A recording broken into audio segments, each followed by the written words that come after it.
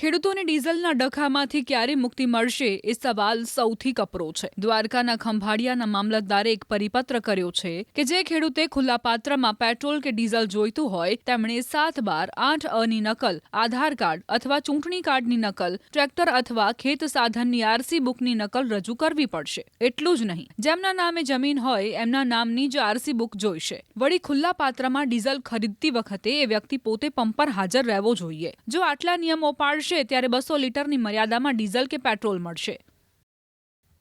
એક તો પહેલેથી જ ખેડૂતો પરેશાન છે, એવામાં પરિપત્ર માથાના દુખાવા સમાન છે, કારણ કે હવે માત્ર ડીઝલ માટે જ નહીં પરંતુ 7/8 કઢાવવા માટે પણ લાઈન લગાવવી પડી રહી છે। ખેડૂતોનો દાવો છે કે જેવા અમે બધા કાગળિયા કઢાવીને પહોંચીએ ત્યાં સુધીમાં ડીઝલ ખાલી થઈ જાય છે। કેટલાક ખેડૂતોએ તો એવું પણ કહ્યું કે આટલી દોડાદોડી બાદ પણ ડીઝલ તો માંડ 20 લીટર જ મળે છે। એવામાં ખેતીકામ કઈ રીતે પાર પાડવું?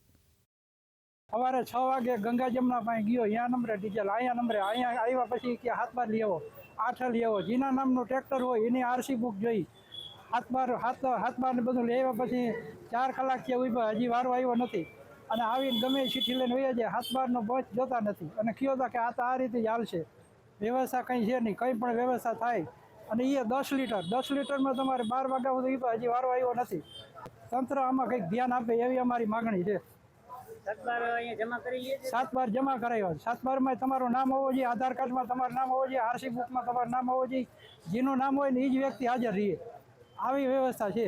બીજા માટે નહીં, ખાલી 15-20 લીટર ડીઝલ દે એના માટે બપોરથી આમના સવારથી આમના ઉભા 6 વાગ્યાના। પછી હવે એ મેળ કરી લઈ તો તમારો ટાઈમ પૂરો થઈ જાય, હાંજ પડી જાય, જ્યાં બીજે પેટ્રોલ પંપે તપાસ કરી તો ન્યાય ના હોય। દીમાં અમે 3 થી 4 કલાક આમ ગાડીથી ઘુમરા મારી છે, ક્યાંય પેટ્રોલ કે ડીઝલ, પેટ્રોલ મળે છે, ડીઝલ નથી મળતું। 7/12 8/12 ખાલી લાઈનમાં સવારે એમાં ઊભવાનું, પછી અત્યારે અહીંયા ઊભો સવારનો ઊભો હજી સાંજ સુધીમાં મળશે એનું કંઈ ખાતરી થઈ નથી। તો આ આટલા 2000ના ડીઝલ હાટું થઈને અને આખો દિવસ ખેતી કરવી કે અહીંયા લાઈનમાં ઊભું, 200-500 લીટર ડીઝલ મળતું હોય તો હાલો એક દિવસ બગડ્યો તો બાકીના 5 દિવસ કામ કરી શકીએ। તો આટલા દિવસ 2000ના ડીઝલમાં શું કામ કરવાના હતા?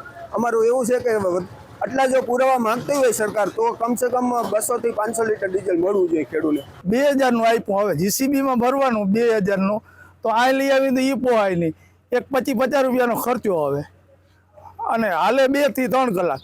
હવે અત્યારે એ 2000 રૂપિયાનું ડીઝલ 20 લીટર દે છે, સાંજે 5-6 વાગ્યા સુધી લાઈનમાં ઊભીએ તો અમારો વારો આવે।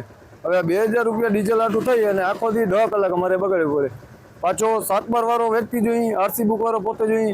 હવે માલિક આજે ના હોય તો સવારથી સાંજ સુધી તમે ઊભો તો વારો ના આવે। 2000ના ડીઝલ આટું થઈને અમારે હું આખો દી બગાડવું। 7/12 કઢાવવા જાવ તો અહીંયા સાલી 50 રૂપિયા, અહીંયા જોઈએ 100 રૂપિયા, અહીંયા ખંભાળિયા પૂગવાનું પેટ્રોલ ભર્યું અને અહીંયા આવ્યો તો થઈ કે 2-3 દી પછી આવે છે। જરૂર હોય તો જ પંપ ઉપર આવવું અને સરકારશ્રીની સૂચના મુજબ હાલ ખેડૂતોને ખુલ્લા પાત્ર અને બેરલની અંદર ડીઝલનું વેચાણ કરવામાં આવી રહ્યું છે, તો એ બાબતે અમે અહીંયાથી યોગ્ય ખરાઈ થાય અને સાચા વ્યક્તિને જ ડીઝલનો જથ્થો મળે એ બાબતે સૂચના આપવામાં આવેલી છે।